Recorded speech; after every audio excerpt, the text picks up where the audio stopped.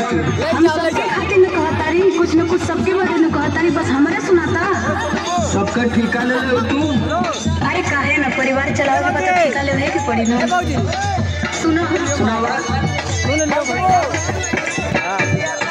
अम्मा जी के लिए पकौड़ी, बाबू जी के केला।